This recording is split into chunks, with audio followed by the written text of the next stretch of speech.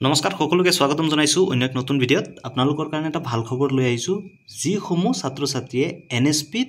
স্কলাৰশ্বিপৰ কাৰণে আবেদন কৰিম বুলি ভাবিছে এনএছপিত স্কলাৰশ্বিপৰ ডেট এক্সটেন্ড কৰিছে আপোনালোকক লাইভ দেখুৱাই দিম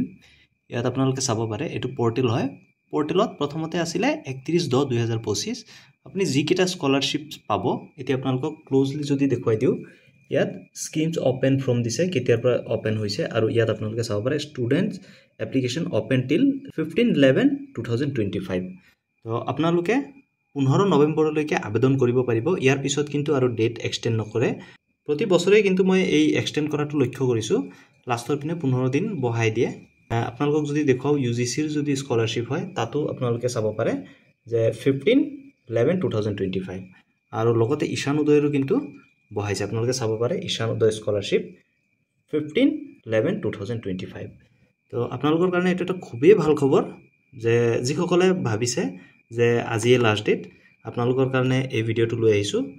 যদি আপোনালোকৰ কিবা ডাউট থাকে মনত বা স্কলাৰশ্বিপ এপ্লাই কৰাৰ ৰিগাৰ্ডিং যদি কিবা অসুবিধা পায় আপোনালোকে আমাৰ ইনষ্টাগ্ৰাম পেজটো ফলো কৰি ল'ব তাত আপোনালোকে খুদিব ডেফিনেটলি আমি নেক্সট আপোনালোকৰ কাৰণে এটা ভিডিঅ লৈ আনিম যিটো অসুবিধাৰ কাৰণে আপোনালোকে এপ্লাই কৰিব পৰা নাই বা আপোনালোকৰ কিবা যদি জানিব লগা থাকে ধন্যবাদ জয় অসম